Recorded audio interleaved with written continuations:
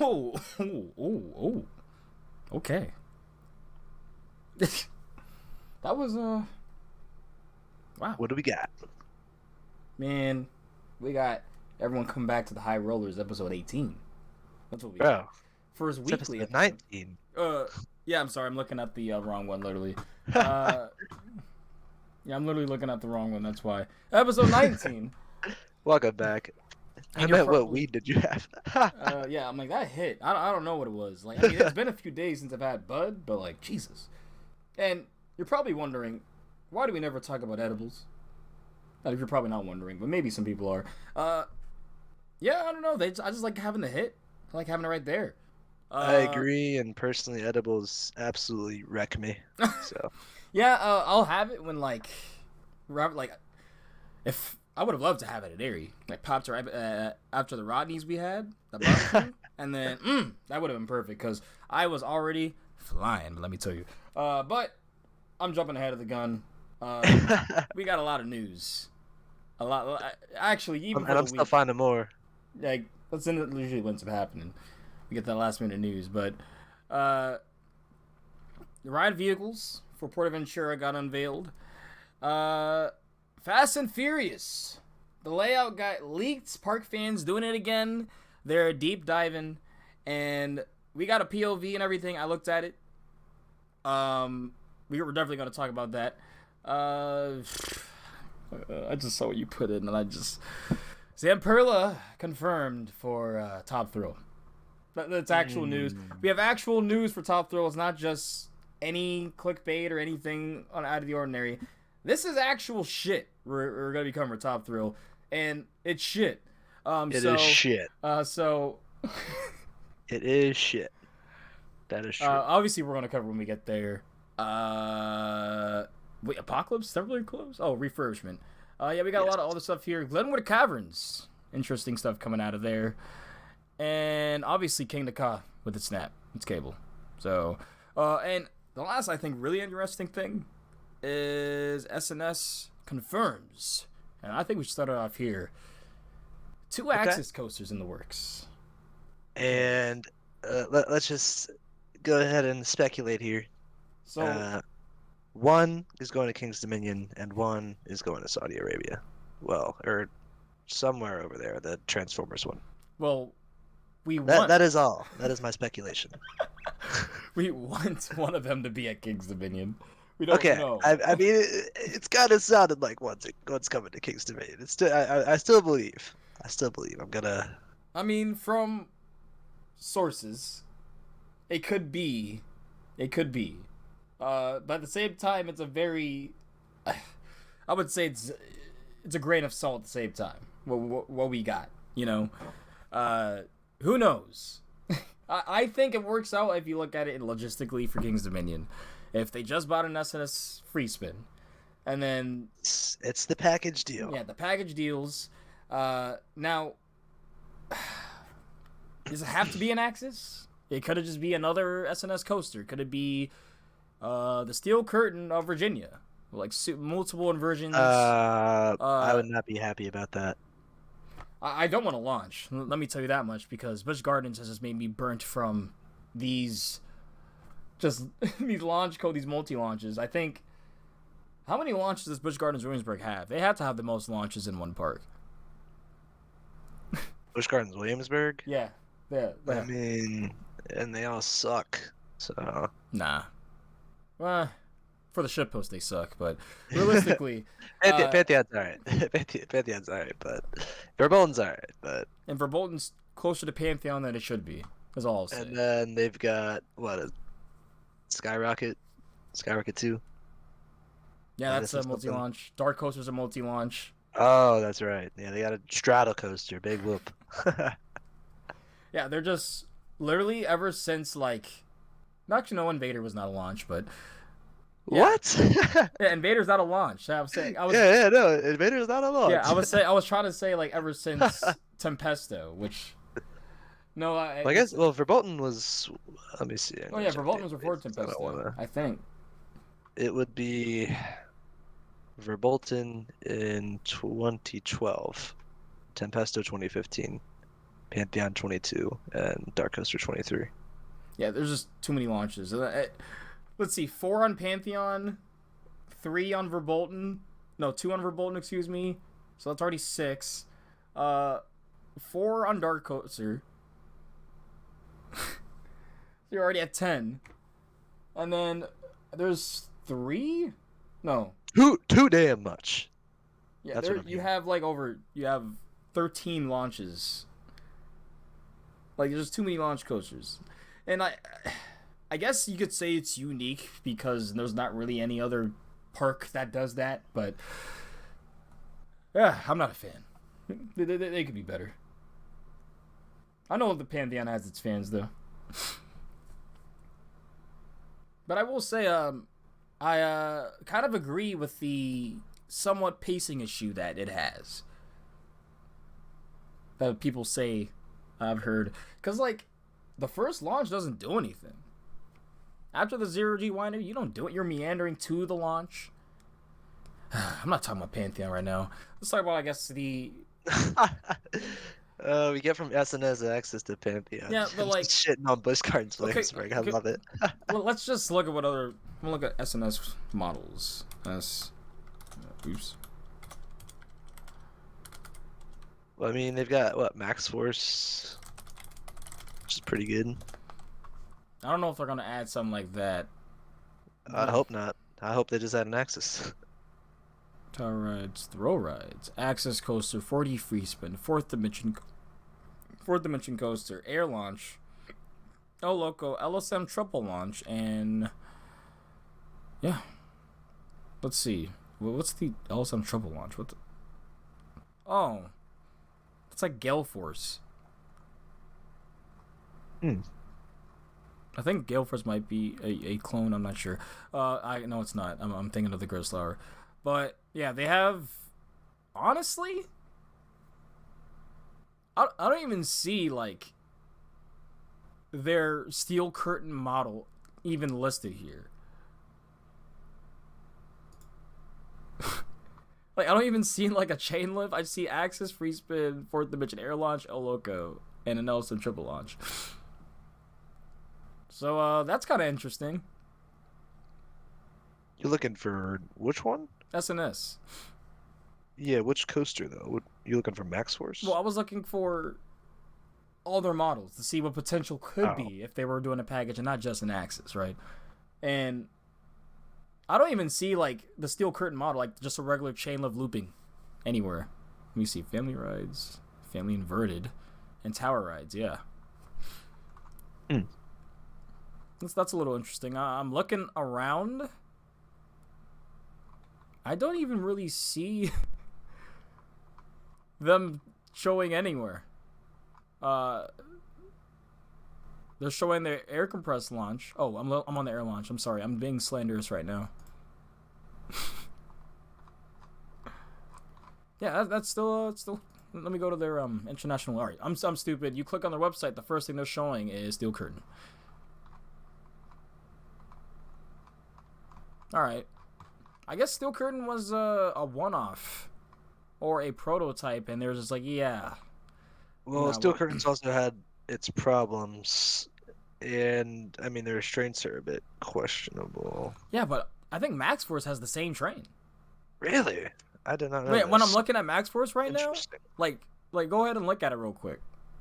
And I know that has probably its own bag of worms of reliability. It's an air compressed launch, air launch. I'll take a look at the trains. Yeah, they're maybe like a bit wider, but they definitely have the shin guard, that weird lap bar.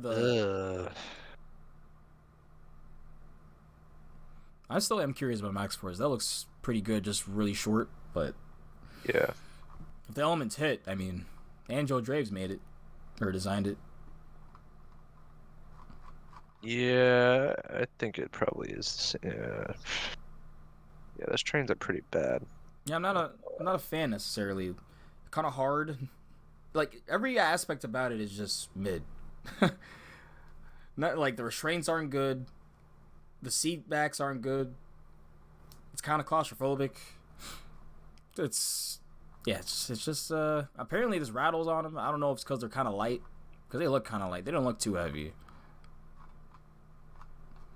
Apparently that's been a thing too, because that's what they've been saying about Zinger. They think, obviously, us armchair engineers, but I think like actual engineers, people that aren't roller coaster engineers but been around, they were saying they think it might be the weight of the trains, that are making like they're trying to have more lightweight trains. Even we're gonna get to it, like the lightning trains from Zamperala, they were touted as super lightweight, fiberglass or not fiberglass, but essentially light material to be used on the train, so it's easier for launches and all that stuff. And they really got to think about, I guess, how that will feel, or how that will, I guess, go through all those forces go through the train as well. So I'm wondering if that's a big reason why, like, overall B&Ms are smooth. Like, they're just chunky, big track and big ass trains with big ass wheels. I don't know. So, if it's not an Axis though, a fourth dimension coaster, why not? I could see that. I could see a lot of their models, just not in their El Loco, because what the hell would they be doing? And not a triple launch. And when they already have a free spin, so it just leaves. King's Dominion bought an Axis. That is, I'm standing on this. Well, let's see. I hope it's true, and not like a weird other prototype. So we're saying. Are you talking about the 106? Or wait, the 4. Okay, so you're talking about Dynaconda or Ejanica. Mm-hmm. Well, this is another theory that, I had potential discussed. I didn't think it was completely out of the question that we could get something like Dynaconda or Ejanica, but oh my god, dude, if we got fucking. No, I'm saying if that's what we got, I would prefer. Fuck an Axis prototype. I'd take that all day. So I'm saying, my two picks. X2 is disgusting good. Oh my god. My two picks would be Axis and Fourth Dimension. Well, if it's gonna be SNS, yeah. If it's SNS and SNS, they have the weirdest, wonkiest, out there left field models that when you look at it, everyone, even from the general public to the enthusiasts, are okay. What the hell is that?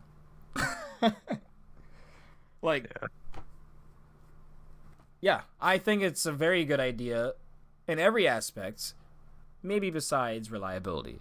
But we're going to have to see. Even Twisted went down. Let me see if it's still down. Oh, it's back up. Congratulations, Kings. Shout outs to our mechanics. Because I'll be seeing things. I'll be having up because I'm a thuzy. I'll be having Busch Gardens. I'll be having Kings meeting up. The tabs is doing work. And then. Oh, yeah. I check every day. And I'll be seeing Intimidator going down and going up all day. But they be getting it up. Even when you think it's the last 30 minutes, they'll be still getting all the rides up. So I appreciate them for that. Because they could just say, screw it. We're going to deal with this. Or deal with all these people, siphon them out and deal them later. But no, they're still going to try and make sure the ride is open for people to ride that day. Just wanted to shitpost real quick. Taylor and Sarah on their "These Roller Coasters Are Overrated" video said Magnum's overrated. So I actually I think I sifted through that and it just went through my head with so much of it, because I'm either a lot of this I agreed with, I'm yeah, or it was that one. And they also said X2, so I'm a little bit frustrated about that one. Because boo, X2 is amazing. Well, he probably has Ejanica, so it's all it's just a worse Ejanica. Pretty much. No shitposts, I can actually understand that. But, yeah. Yeah. If I eventually get on Ejanica, I'm sure I'll feel the same way, but. What did Sloan think of Dynaconda compared to X2? Did he get on it? I think he did. Honestly, I'd have to let me go and look at his China trip document then, because I don't. I just know he got on some elites in China. Like it seemed like that was the definite prioritization of that trip. But shout out Sloan just in general. Oh, I think. Oh, he said it's clearly better than X2. Okay, so that answers your question. You already know what your new number one is. Like I said. And then what is he? But he has a road in. Well, no, because I'd probably keep Voyage over it. Okay. I'll see if he updates his rankings though. I'll see if I can find that. So has he rode Ijanika though? I don't believe so. I don't know. I have heard people have Dynaconda over. But at the same time, I don't know. Has Mark Martinez, has he rode Ijanika? I believe Mark Martinez's number one is Dynaconda. Yeah. And he's gone to Japan too, right? He has not gotten Ijanika though. Oh. Well, honestly, it's funny because I don't know if I know anyone that has done both. Maybe hold on. Let me check if my man Kenobi Coaster has.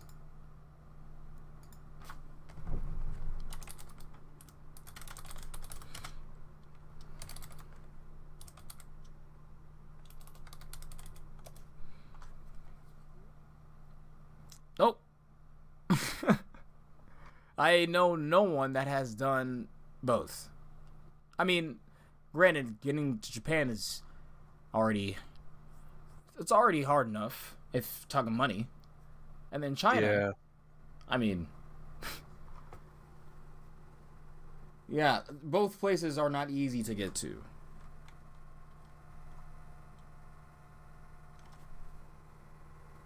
Yeah, I don't need to get on Dynaconda or Ijanika. I need to look at Dynaconda's layout to see like what's exactly different. If it's much different from Ijanika, essentially. But we've been on this for a while now, Jesus. I guess let's go over where did the news I'm trying to see if I can find where he placed Dynaconda. I don't think he... Oh, wait. Oh, what happened? You found it? Oh my god. Dynaconda is his number 2. His number 1 is Python and Bamboo Forest. Wait. Python and Bamboo Forest? Yes. What the hell is that? It's a GCI. It's like an insane GCI. It's 5,100 feet of track. 160 feet tall? Yeah. 5,100 feet of track in length. Like it's like actually insane. Yeah. That's his new number 1. Well, that's been his number 1, I'm pretty sure. I think he did not get that as a new credit this trip.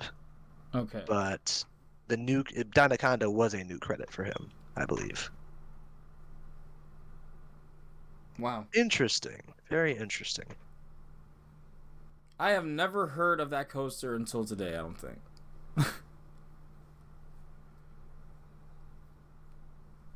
It is in a Sunak lane, though.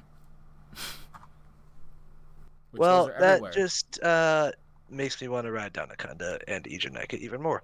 So, yeah. Okay, what does he have underneath those two? Oh, I'd have to... Let me... Hold on one moment. God. Un momento. Are you just like fiending? Like your like bucket list right now is like fiending? Is that what's happening? Yeah, and hold on, let me get my ashtray. I'm like, God, there's so many coasters, man.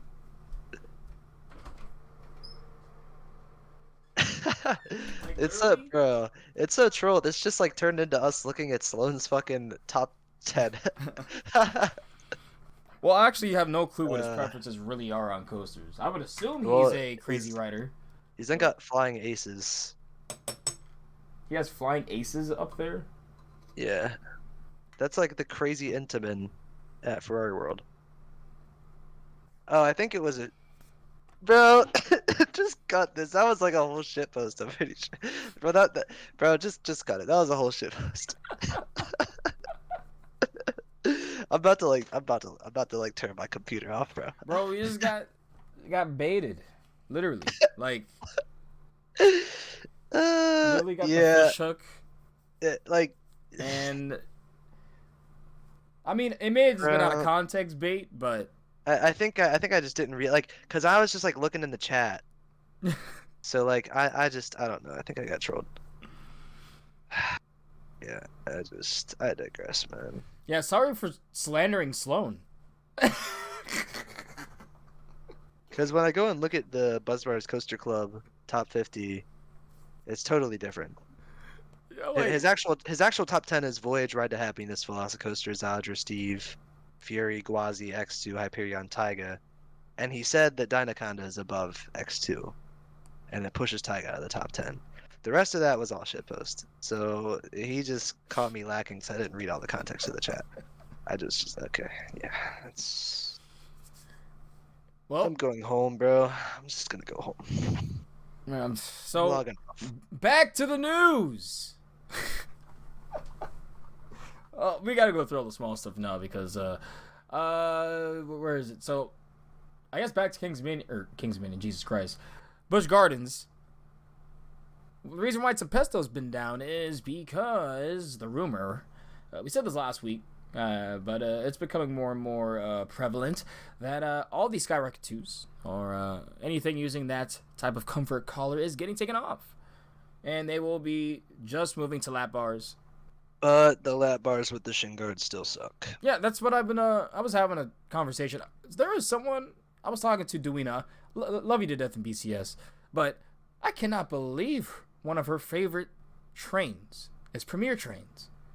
That is insane to me. That is like one of the first times I've heard it. You don't hear that take very often. Yeah, and do you have an issue with B&M clamshells? I don't really ride B&Ms, so. Yeah, but they're like one of the best restraints. They're just on B&Ms, you know. I don't know about one of the best restraints, but they're not. I don't hate them. If that answers your question. But they easily give room. I don't know. I don't know about. I guess it depends on the park and the operators, to be honest. But yes, I have gotten good room with clamshells. Listen, your room is so much different than everyone else's room, so. Well, I know, because I'll have like 20 clicks, and I'm like, oh, I'm stapled by humbug. So, yeah. Yeah. So, our opinion of it is these rides are still mid. Yeah, But regardless of the comfort collars were obviously not good, but either way, the lap bars are still not comfortable. So, just non-shit post. Wonder Woman, a lot of people's favorite, or one of their favorite RMCs, even though they haven't ridden it in years. Well, yeah, it's because they haven't ridden it in years, and it's rough as hell, apparently. Finally. It's getting a temporary closing for the beginning of its Finally. enhancements. I don't know what these are exactly. Oh, let me look at the link. We have links. Oh yeah, I didn't post that link, God but damn it. it's on Jeffrey Siebert's Twitter. But I'm assuming this is. I don't know if they're doing the trains yet, or this could be the trains. I'm not sure. It's either the track or the trains. Go ahead and check it. Check the GOAT Jeffrey Siebert's Twitter. Because literally he's posting something every day. He was posting about the construction for is it actually here? Yeah, for Kid Flash. Everything things that one has been actually moving well. Whereas Kids Flash has officially gone vertical. so is that one called Kid Flash too? Because I know okay, so I know Over Georgia is called Kid Flash. actually I don't know. But I can clarify. So one Golden Lasso coaster closes July 5th, and the first phase of improvements will be station, track, structure, and control equipment. And the phase 2 will be new trains in early 2024. So overall, it sounds like it'll be running very good come next year, like spring, summertime. That's what I could assume. I mean, they're doing another enhancement in 2024, so 2 enhancements planned. Shout out the GOAT, Jeffrey Siebert. the one at Over Georgia was like barely even touched. So, and apparently the one at St. Louis is like but there's only footers. It's like barely any movement at that one. Ah, you're talking about the kid coasters. Mm-hmm. Gotcha. Now, I don't know which one had the Vekoma, but I'm assuming that one is probably a little more than the Biscotti Bowls. Yeah. I'm also hearing what I hear about talking to Airtime Mike. He was saying that essentially with how stuff is going with the construction of them, that they're gonna be the next Harley Quinn, like those type of ride models, where they're gonna be not put together, but we'll have to see, like, not put together well, and it is a horrible experience. Yeah, I forgot why. I need to remember because we were talking outside of Blue Hawk, which, oh my god, Jesus Christ, horrible ride. But yeah, like we were talking about that and how everything's been sitting there, and I think it was something with supply chain and. You might want to go check Altor Orion's Instagram from 23 minutes ago. Perhaps. Well, before I do that, let me cover some of this news. Horror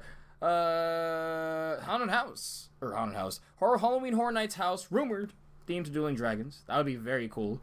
Very hype. Apocalypse, I think I said this. Six Flags Magic Mountain closed for refurbishment. I've never been on it, but people don't talk about it. So I assume it's not that great. But at least they're keeping it together. Montu and Falcon's Flight back open. Also, Mind Blower, I think, is back open. Mind Blower is back open, yes. Starfall Racers, an Epic Universe, is complete. Very almost. Yes. Very. It's the shots that people are getting of the track. It looks incredible. Yeah. Go ahead, look up. People are taking shots at the Florida locals there now, but for my end, I can at least tell you look up Bio Reconstruct on Twitter. You probably already know him if you're a nerdy enthusiast like we are, but he always be getting the really good drone shots of the Florida parks, and he's been covering Epic Universe heavily. And he got in Sunset last night. It was beautiful. That ride is going to slap. All right, so let me tell you. What else we got here? Kingdom Con's been testing a lot. And it was doing a lot of runs today. It just did not open from a friend that was there. And I think that's all of the short stuff news. Let's see. Let's see. I'm going to check his Twitter first. Oh, no. Does this have to deal with Top Thrill Dragster? It does. All right. So, let's just jump into that news, guys.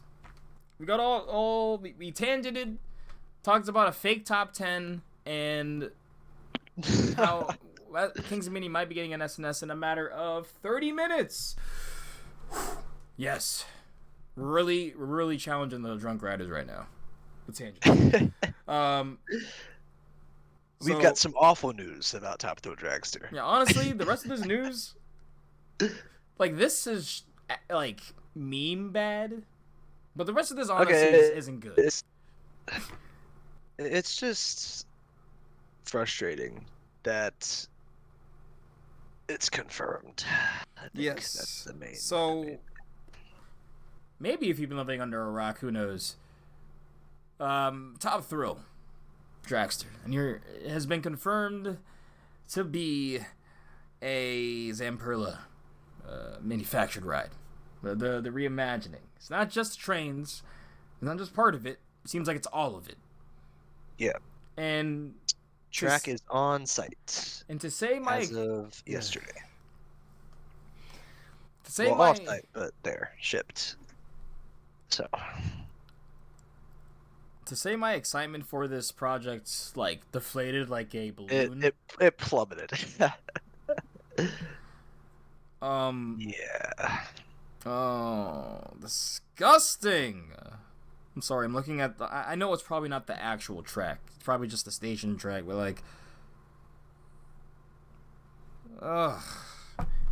So, realistically speaking, and I liked a lot of people, I actually agree with this sentiment. Like, we got to give every manufacturer their chance. Yes. No, I agree with that too. As much Um, as I definitely feel like I'm a Debbie Downer about it, but they do deserve their chance because if you think about it, every manufacturer started somewhere. I mean, if you So, if you think about it, Intamin was almost in the same situation. And hear me out. well, Before Superman, Escape from Crypt, whatever. No, what's the one in Magic you talking Mountain? about yeah, Escape from Krypton. So It's like before the that one, someone. their tallest coaster was 127 feet. I don't even think Hmm. they made. Maybe they did a launch before. I didn't go that deep, but Hmm. I did not know that. Interesting. same boat as Zamperala here, very close, in fact. So they need to build their repertoire. The coasters they have, I mean, can we say anything good about Intamin's first, like prototypes? What, Z-Force? Are we really gonna say that was a good ride? That was probably one of the worst rides ever manufactured. Um, Okay. Well, I mean, realistically, what you're saying is true because look, they went from Escape from Krypton to Volcano to Ride of Steel to Superman the Ride at New England to Millennium Force. yep. So, there is to Expedition G-Force, the list goes on. To Dragster, to Maverick. And they're in a more modern age of technology where they can make that leap even faster. Like, look how fast Exactly. RMC Yeah. even, like, they're a top dog now. And So if they haven't even been in the game, we talked about 15 years. this just really shows that we do need to give them the chance. Like, I went through my stages of grief. Yeah. Because I literally never wrote it. So I never even got to Yeah. experience the Intamin creation because of my pussycat. I cannot speak today. Pussycat ass being a scared 12-year-old. But I gotta take that on the chin. And I gotta ride Zamperala's creation and whatever they cook up. And like we said, who knows? It could be still a mismatch. Like an Intamin designer could still design the ride or something like that. Or True. who knows who could be a part of this project, who could put this all together. Well, I'm not gonna knock Adam Sandy just yet, you know. Yeah, it's just I'm not as excited, but I am excited to see what they can do. Like, I want them to surprise us. I want to be wrong. Alright, I want to say that it is a roll class coaster. Another roll class coaster that Cedar Point has, but Yeah. yeah, it's just hard with what they got. What they have. But this might be the stepping point, the stepping stone they need to give us their respect. Time will tell. Time will tell. That's it.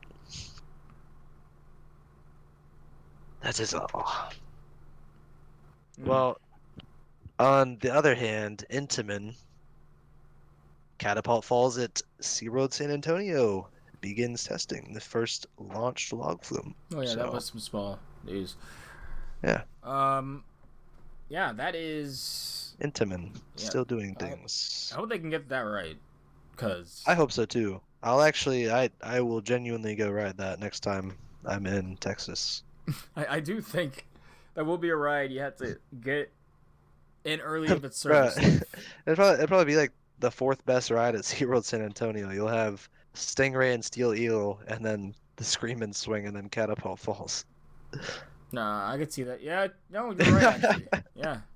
No, I can see that probably being better than Eel potentially, if in like a Better trip than coaster. Steel Eel. Like Steel Eel's like good bad. Uh. If that makes like Steel Eel is what all the Magnum Force hate or Magnum Force. I cannot speak. All of the the Magnum XL 200 haters think that we think of the ride as it's a good bad ride, but we love it so much. No, Steel Eel is just like funny, yeah, it's like honestly. it's that ride is legit like not good, but it's okay enough, and the airtime is so silly that it's good. We gotta do a Texas trip. So you need to get Oh, on yeah. Boardwalk Bullet. You really need to get on Boardwalk Bullet, and I need to get back to Boardwalk Bullet. So Bro, you got 4 hours out of the way. It is 4 hours out of the way. It does suck, but it is really good. So. I would do it. I mean, I basically. Well, or just land in Houston and go do it, but. Yeah, but what else is in Houston? Nothing. That's the downside. It doesn't make sense. Well, they had Astro World. Yeah. Man, it's just like it's very out of the way. That's the only thing about Texas Bullet. is too big. Yeah. But hey, you can stop at Buc-ee's, so alas. I'm really pissed that the Buc-ee's at Dollywood just opened. Oh man. Yeah, Don Helbig was even tweeting about it. I'm like, man, why you gotta rub in my face like that? Yeah. Yeah, let's give Zamperala a chance, y'all. Let's give him, even though we're talking about an intimate log flume. Let's give Zamperala a chance. So Wallaby Belgium is getting a new Gerstlauer family launch. Look at the layout. Should I be excited for this? Wasn't Wallaby Belgium a Six Flags park at some point? Yeah, it was. Okay. And I don't know. Gerstlauer's on the list of me where they're like GCI, where a lot of their rides miss, but when they hit, they hit. And I have yet to be on a Gerstlauer that hits. Whoa. I'm gonna stop you right there because hang time, but. So that's one out of how many you've been on? Well, I mean, I don't think I've been on many. That's the only thing. Well, I've been on, I think, a Eurofighter, maybe? Well, that's a Gerstlauer. I'm trying to think if I've actually been on a Eurofighter or not. Well, I mean, you have Shellraiser. Oh, I missed out on Iron Shark at Galveston. But, I mean, you just did Daredevil Dive, right? Yep. Any thoughts? It is, What about Mystery Mine? See, Mystery Mine makes up for it because of the theming. It's like you're going through a weird, wacky experience, even though, and just sit in the back, don't sit in the front, or you're just asking to be in a pinball machine. But yeah, it's like so weird that like that's like fine. But Well, like if you put that layout by itself, Palindrome to look forward to. Plus Monster at Adventurelands. I've heard it's good. I hear that one is like one of the best ones in the States. And Shellraiser. And then, like I'm telling you, Hang Time is good. Hang Time hits, man. We'll have to see.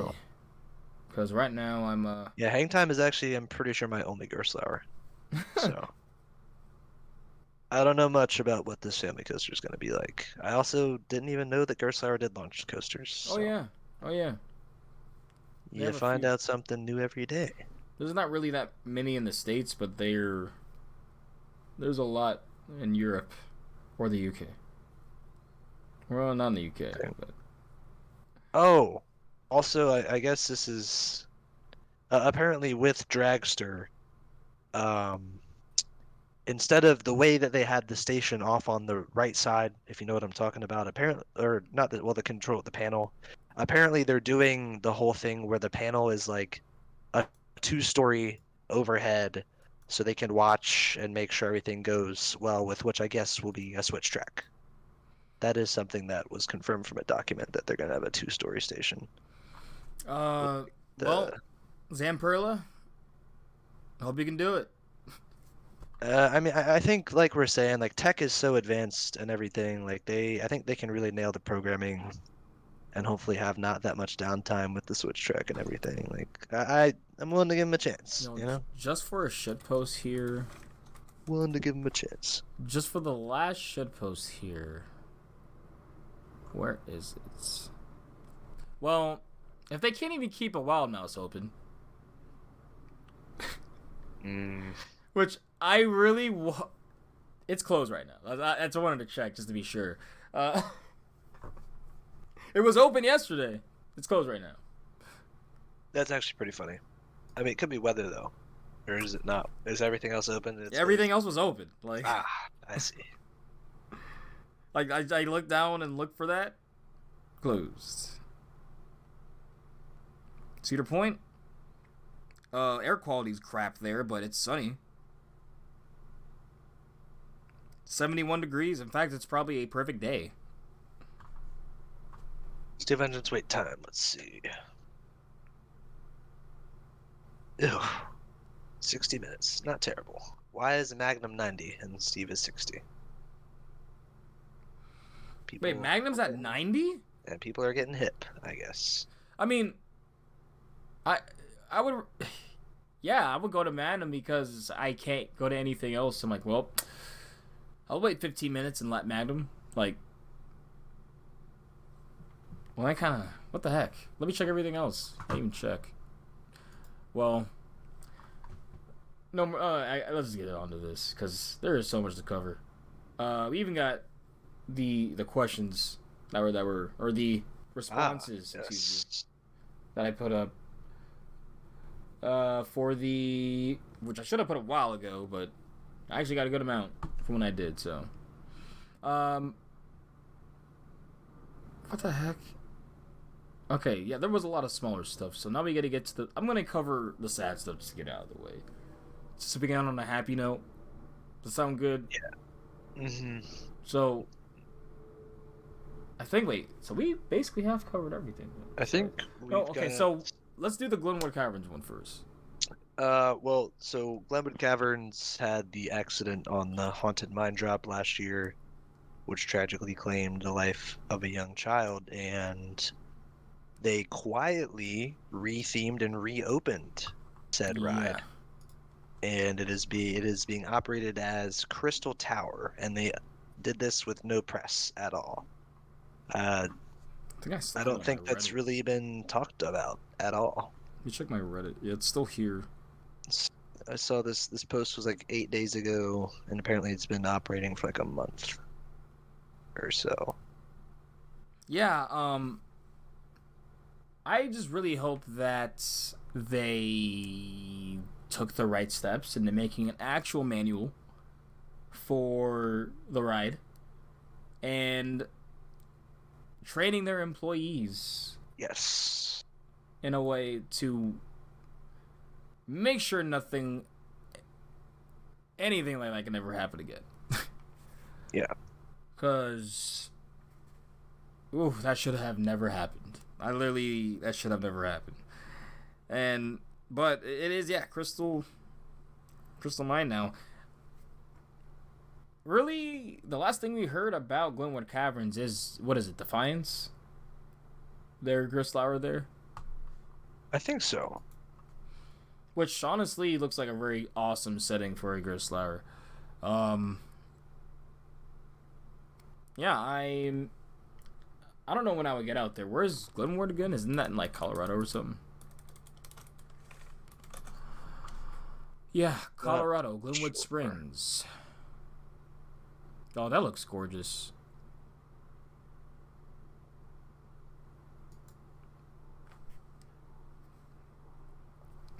Yeah, so well, but now moving on to actual. It's not good news at all. We're in Groenland, if I'm saying that. Is that correct? Yeah. Yes, I believe so. There was an accident on Jetline. To the point where a wheel bogey came off, the ride derailed, people were ejected from the ride. Unfortunately, one was killed. I think that's the only casualty. Yes. 9 were injured. This has led to a lot of discussion in the community on whether or not, what to do about these type of model of rides. But I think another discussion was brought upon it in the sense that we really need to look at the service life of these rides. Like, yeah, the rides that these are happening to are 50 years old, pushing it, and obviously it's not every Schwarzkopf. And I don't even think this was a Schwarzkopf. I think they was just a zero. Yeah, that's another Schwarzkopf only designed it. It brings the question that, and I think in the same sense when you're looking at the dragster accident, that even when maintenance makes their daily checks and gives the all clear, there's just unpredictable aspects of things, and that it kind of shows in incidents like these. And it's really, I feel like they're kind of considered freak accidents, but it's really sad and it shouldn't happen. Yeah, I mean, every year, I would assume that more and more precautions and measures are taken so that even less stuff happens. I mean, last year I think was the odd year where there was a lot of weird stuff happening. And I think it was just because that was like the first year parks were officially getting back into action. Yeah. Getting back in the full swing of things, because like this is really, we haven't heard of much compared to last year. Last year was like a weird, like oddball. I mean, not to, in superstition wise, I'm gonna knock on wood, but we're only finishing up June here. We've still got a whole month and a half of summer operations for most of these parks. So, but I just feel like by June we already had a whole year's worth. I know. From like last year, like, and yeah, like you said, it is, the chances are astronomical, but it still brings into reality the risk you are taking every time you walk into a park and get on a ride. It feels a bit daunting almost, especially with older rides. Yeah, for sure. I mean, I specifically do not go into fairs and carnivals. I don't ride those rides. I don't care how well the fair is renowned I just do not trust them. Yeah. Just because they're traveling rides, they've been around for, some of them just hundreds. Looked after by multiple different mechanics, different regulations over the years. For me, I'm good. I'm good. You know, I'm not going to get that carnival credit. But some people, they might find that fine, and it is okay, you know. It's just whatever it is, whatever your comfort level is. But regardless, I hope everyone that is hurt makes a good recovery and a fast recovery, and that the family of the one that was killed, I hope that they're in my thoughts, man. Their thoughts and prayers. Cannot imagine going through something like that when they're going to a place of fun. Yeah.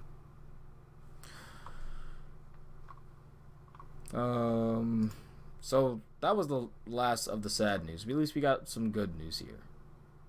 Whereas Fast and the Furious ride layout and Universal Studios Hollywood,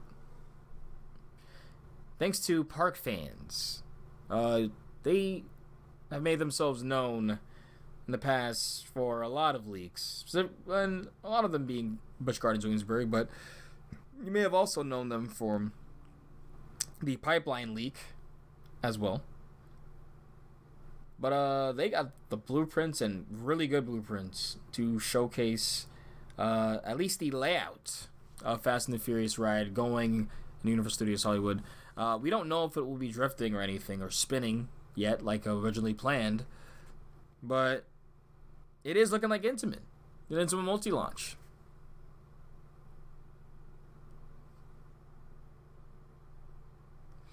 All I'm gonna say is, if they don't have unique trains, this does not top Velocicoaster.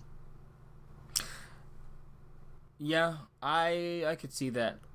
I mean, I don't know. We'll see if the experience overall will be really good, like from the queue all the way to the pre-show and then the ride. Yeah. But judging from the layout, I almost think it's like it has to be drifting or something. Like it needs that because it looks a little. Yes. It looks a little stale. This also like brings excitement if Intamin is coming out with an innovative train Yep. at the same time. It'll be funny because they'll be like, "Huh, that's cute." B&M, you have this stand up. Well, we're gonna go with something completely different. Yeah. And drifting out. Well, I guess that's not too different. I guess it's like close to like the air. What are those mine trains that Seven Dwarves uses, or just aero suspended, but sitting down on the track and not underneath the track. Yeah. I don't know. I think they need a coaster heavily at Hollywood. The fact that even we're able to make some sort of layout for that with more than 4,000 feet, 3 launches, is kind of incredible to me with that limited space. I think the drop out of the station is going to be sick. I would really, obviously, I mean, we're gonna have to see more development with this project, but if they have some unique trains and more stuff starts getting leaked, I'm gonna be very hype. I honestly think that might be the next set of innovation for manufacturers, is starting to have unique train experiences. Like they're gonna really have trains that make, the SNS Axis, the Surf Coaster, and if this Intamin drifting or spinning coaster comes out and it's true, then I think that is the next. I mean, hell, we have Alex and Aaron raving about Time Traveler, an SNS, or not SNS, a mock spinning coaster. So, I do think that is the next, step of innovation. Yeah. For manufacturers.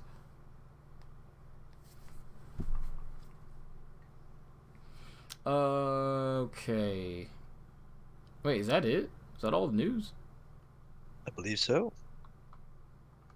Yeah, all this ended with Zamperala. I hope you do well, man. I hope you guys got it. Because you're dealt with a big task right now. And that's one thing I will say is a bigger hurdle that they have to deal with than when Intamin did coming in. Intamin came in and was asked to do a ground up project, a prototype. They are coming in and trying essentially to one up something that was already seen to a lot of people as a great ride. Yeah. So, yeah, I think that's really where they have it rough. Moving on to trip reports, though.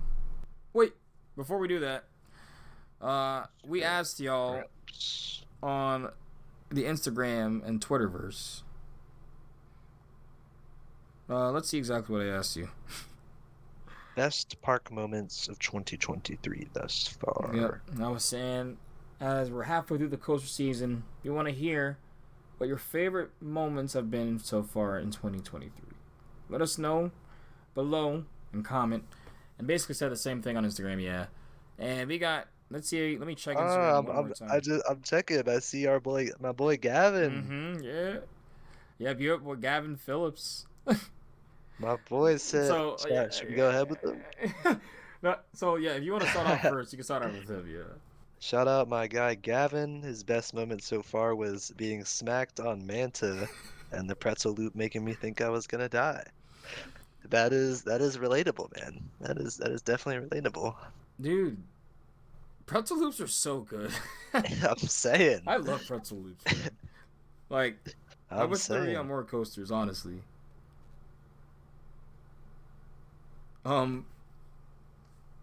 So, going on to the next one here. Coaster Ginger responded with, easily Air Force One.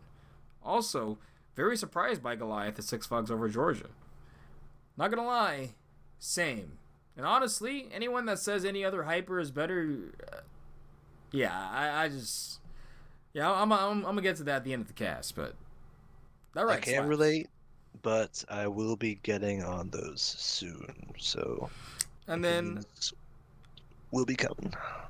let me see. I think there might have been there might have been more. Let me see.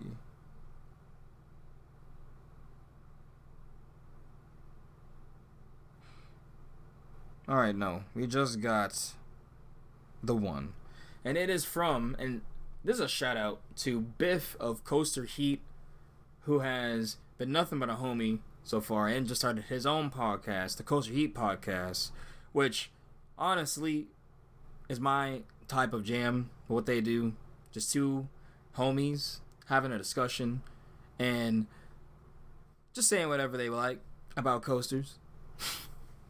They don't care what y'all think, and I love it. So yeah, go ahead and check out Coaster Heat podcast, because Biff of Coaster Heat said riding the B, which is his good old significant other, first RMC with her on Lightning Rod at Dollywood, and getting the first ever credit with Double J on Great Pumpkin Coaster. That's his little one, Double J. Yo, this man, I'm not sure how old he is, but this man ain't getting the credits already. That's all I'm saying. We love to see it. And P.S. He's not even 3. He's not even 3. Okay, he said it right there. And he has 5 credits. Sheesh. That ass kid. That's what's up. Yeah, and that's crazy, because I know, looking at B, her Twitter, she is, at least from what I have seen, she is not a fan of Coach. She likes watching. She likes taking pictures. So to see she got on Lightning Rod, it's awesome stuff. Yeah, that's awesome. So I don't. Hopefully she liked it, because I know a lot of people get afraid a bit looking at Lightning Rod, because all they see is the launch lift hill, nothing else, and then the quad down. So people are like, "What's behind the hill?" And then it's like, I'm not gonna tell you. You gotta figure out for yourself. But yeah, that's awesome. Honestly, this stuff's made my night. I like hearing about the community, man. For real. That's what it's all about. So, speaking about community, we met some fellers of the community on this trip report at Hershey. Yeah. But that's jumping way far ahead. Not too far ahead. Is it? Because honestly, we got Hershey and. Well, no, I'm saying far ahead in that trip report. Yeah. Right. But honestly, doing good on time. We just tangented for the first 15. Yeah, we went to Hershey Park, and you could probably know the reason why. Honestly, because RC was not necessarily a fan of the sweetest place on earth. That'd be an understatement. That would be an understatement. I guess we'll start off with you here then. You drove on up. Well, first off, we went and revisited Stormrunner, which still mid. No, it's very any good. thoughts? That ride is great, and you said you were great up the whole time. The flying snake dive is unmatched. Well, not unmatched. It's just so good. Grayed out. Yes, I will say grayed out, but it was still mid. No, that ride is good. Like, I'm not saying it's like super elite, but it's really good. Like, it's a super solid. It's a great underneath the top 2 at the park now. Which, I mean, spoiler. I didn't say what's better. I genuinely kind of thought the hydraulic launch felt pretty, like, not super forceful. That's the one takeaway I had from those rides. And then, as I've always thought, the rest of the layout is extremely short. So you think you've been on LSM launches that were better than that launch? Yes. Which ones? I can immediately think Maverick's tunnel launch and Velocicoaster's tunnel launch. Oh my god, no. No. Yes. Get out of here, bro. My stomach is not dropping from those launches. I'm sorry. I'm getting like they're good. They're really good.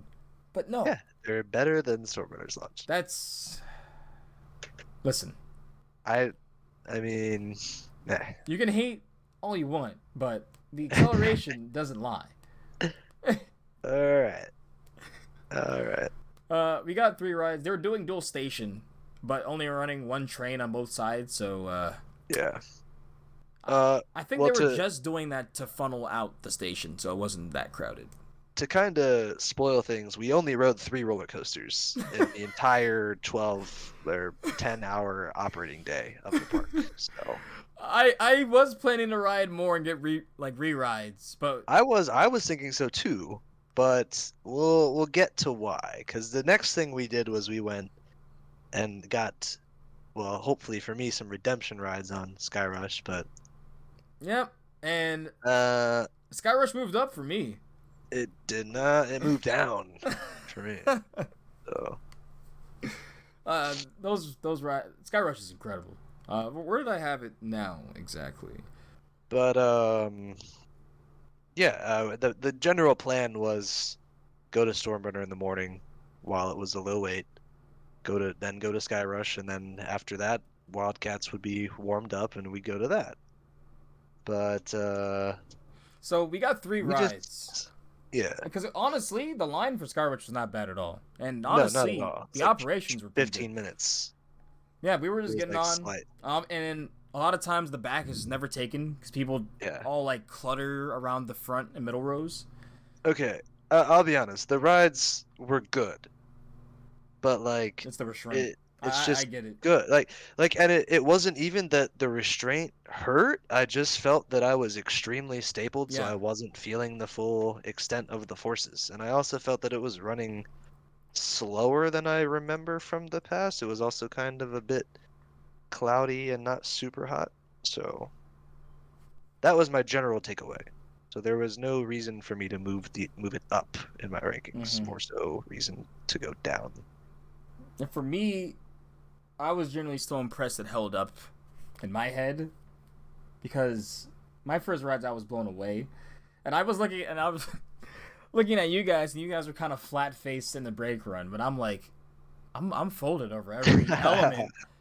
The airtime I'm getting is I get it's not PTC room or like RMC room, but I'm still feeling like I would be ejected, like supremely ejected. And the laterals, you don't normally get laterals like that on a steel coaster, so it is so insane to me. It's such a tiny space. If it were a little bit longer, it would be tough for me. At least there's one coaster at Hershey Park that does not leave us flat-faced. Yeah. Wildcat's Revenge is basically, if this were to be a article. My God. Why aren't people talking about this ride? Yes. People are, but they're saying, "Oh, it's in the middle of Pac." No. Joe Draves is on crack. Not actually. We do not think Joe Draves is on crack, but he is a fantastic. No, honestly, after you ride Air Force One, you might think he's on crack. Soon. Spoiler alert. Let me actually check my calendar. Well, no, that's little over 2 weeks. I'll be getting on Air Force. So. I kind of want to meet you there. I'm not gonna lie. Please do. Oh. Hey. Please do. But, yeah, you can. So we walk on up and we see it's a 45. You can take it from there. Well, I'd just like to say that generally one of the reasons that I talk negatively about Hershey Park is ops, and that line was fine. I mean, they do a very good job of 3-train operations at Wildcats, which I did not expect. I mean, it actually, to skip ahead a little bit, it got so good that at the end of the night, you go through the little intro to the pre-lift or the pre-lift section, and you hit the lift as they were hitting the inversion over the lift, and I thought that was extremely impressive. Yeah. Brother. So that line just, it was always moving every single time, and that's why we only rode 3 coasters that day. There was just no reason to leave Wildcats. Well, we actually did. Well, we did go try and get Sky Rush, but it closed, and then Wildcat stayed open. So yeah. When are you going to Erie exactly? I do not know a date yet. Because these prices are not terrible at all. But maybe July 15th, that Saturday. That might be the day. But like we could maybe, or like Friday the 14th and the 15th in Georgia, possibly. Still gotta figure that out tentatively. Like, they are not bad. They are not bad. I'll keep you updated. Okay, we'll talk. I would love to ride that with you first. I would love to ride. We'll talk more offcast about it. It's all good. So let's actually talk about Wildcat here. Yeah, so you walk on through, like, you're moving on in. There's nothing to look at. They kind of give you some stats about it when you're going through, but we didn't notice them because we were far enough ahead into the queue that it didn't really matter. You're just staring at the beauty. Oh yeah, I guess that is what to look at. Like, yeah, you're looking at the ride. Yeah, the ride does look gorgeous, and to me, RMC is really up there with just like it really, they do look pretty, man. Like the black ledgers look great. It's a twister layout, so it's just going through it all around itself. I kind of felt like, in a sense, that I was standing there looking at Zadra. Just like a mini Zadra, from my picturesque memory of what Zadra looks like from, YouTube videos and images and everything. I kind of felt like that's what I was looking at just because of the colors. They could have honestly gone with a candy theme, a Twizzler theme or something, and it would have worked. In my opinion, because it really does look like Twizzlers, like. And also, their locker system was fantastic, I would say. The only downside is if you get a little distracted, you might forget your code. Well, not your PIN, but your locker number. That's... Well, the thing is... I'd just be like, I'd be so mesmerized by the ride, I'd be like, oh shit, which locker number were we at Complex 2 or something? The only thing is that it's like Velasa, in the sense that I've done that in Velasa where I forgot where I was, but I knew. Yeah. I don't know if they tell you where you were, but they at least say your locker is in here. And there's only a certain set of locker numbers. Like there's sections. So it's like section 1, they have a computer. The section 2 has a computer, and those lockers for. Well, thankfully we never got to a point where we were actually not able to figure it out. But I would assume that somehow if you know which section you're at, you can type in your PIN and it might tell you. Yep. But regardless, you should be able to find, even if you forget. Oh, just don't forget your PIN. That's just don't forget the PIN. They do let you use zipper pockets, so if you have a zipper pocket or some sort of Velcro pocket or whatever, I don't know if they do Velcro actually. They specified zipper. Yeah. But if you're able to put it on your phone, if you really are that forgetful, you could do it that way too. Yes, that's true. But we walk on up, and assigning was... Well, they didn't assign it first, and then they asked for a group number, and then they said, sit wherever you want. And then when they did assign, we just walked and realized no one was doing or going to where their assigned seat was, so we just kind of did the same. Pretty much are able to pick your row. Yeah. And they also do not really push down. Oh, the video we have. Yeah. Huh. I just love how... And spoiler alert for Erie, I just love how the last 2 RMCs I have rode, they say if it's green, you're good. Really? That's how it is at Erie? Oh, at Erie, you are men as anything, they pull up, brother. Oof. They pulling up on everyone's restraint. All right. I like to hear that. So Wildcat, you get in the station, they have this cool epic action music with a guitar playing in the back to get you all hyped up, and they show the 3 different Wildcats, the shadow, charcoal, and the white, or snow maybe, I don't know. I don't think there is a better train, but there is a better side. Yes. And yeah, right side. That's right side, right? Right side, I would say as Yeah. well. Yeah. Yeah, the right side is great. Yeah, I like the protocol they did too, because every RMC operators are different, like how they do their protocol. Honestly, I'm gonna say this. I actually am gonna say right now, I think that Wildcat's Revenge is probably the most unique RMC I've been on. Yes. That's very random, but I'm rewatching the POV because I want to be able No, to because talk now about that it you've more. written And I'm it, you just like, know what elements hit. it is so unique, No, I agree honestly. 100%. Like, it's very, very unique. And I still am looking and trying to understand where people are saying RMC is repetitive. I think, and the thing is like, it's repetitive in the same way that other coaster manufacturers are repetitive. So there's no point in saying that it's repetitive. It's like saying, oh, an artist is making the same type of music. Yeah. Like, yeah, that's their genre. Yeah. I mean, the pacing is insane. The airtime is fantastic. It's unique in the sense that there are moments on the ride, and I've never felt an RMC do this before, where you enter an element and it feels kind of slow through the element, and then the point of it is that you kind of you speed up as you drop into the next element. And I thought that was really interesting because Yep. I've never really felt that before in an RMC. Like, you almost felt like you were going to go through some grace, but then, like, I it yeah, picked up the speed right again. I'm Like, kind of like this felt kind of slow, but then you literally go like downhill and you just like start picking up speed and then you go into an airtime hill and I'm and like, holy shit. each ride got better and better and better. Like, by the last ride of the night, Yeah. Well, on our last ride, we were getting rain rides. So we were woo! getting slick track, warmed up.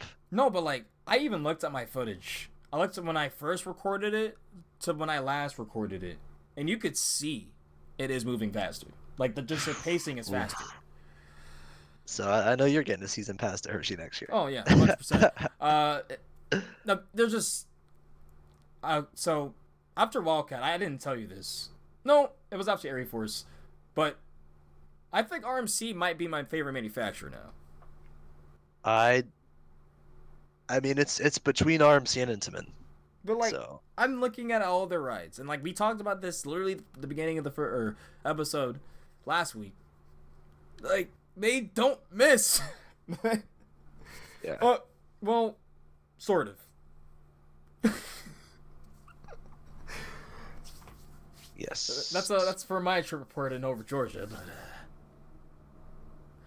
But yeah. So Wildcat, we haven't even talked about the ride yet, but the pre-lift it has the best pre-lift of any roller coaster, in my opinion.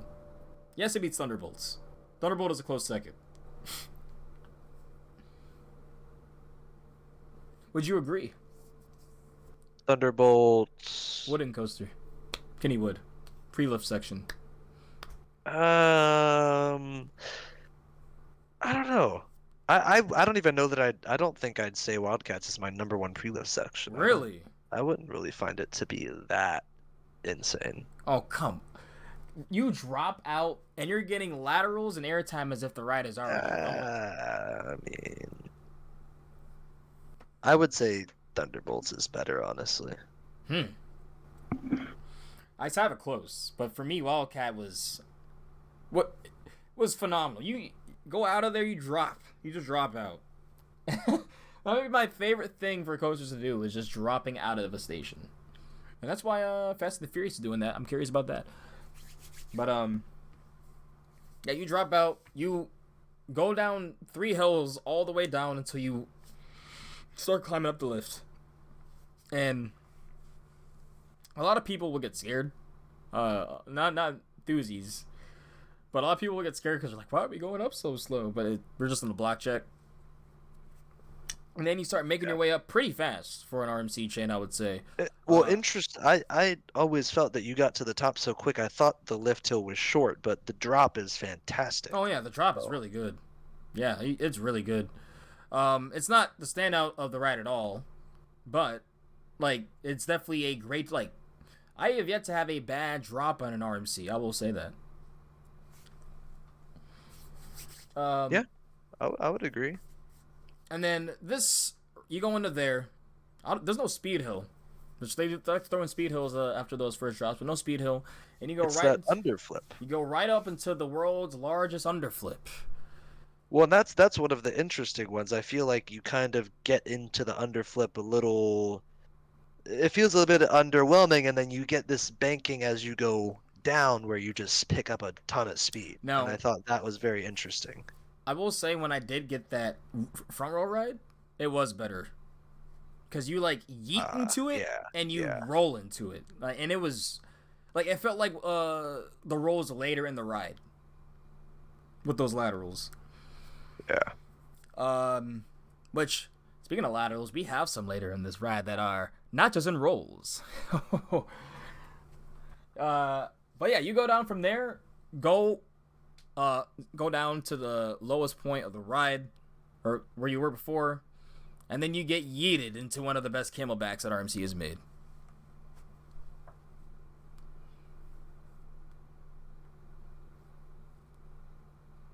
Do you not agree with that, or are you alive? Repeat it, sorry. I said, you go up to the underflip, level out, and then get yeeted into one of the best camelbacks RMC has made. I mean, I don't disagree. I don't know that I would necessarily have specific camelbacks ranked. I feel like I've been on a lot of their camelbacks recently. That's why. It's very specific. And surprisingly enough, Airy doesn't have a camelback. It kind of does, but it's not necessarily a camelback. But yeah, to me, I guess you saw with my room. The room I begin. That's the part of the ride where I was like, okay. I was actually a little worried. I knew I was fine, but I was like, holy shit, the amount of yeet. You go into the turnaround wave turn from there, where that felt very similar to Lightning Rod, but better. Because that was another moment where you kind of go up slow, and then you get just thrown down.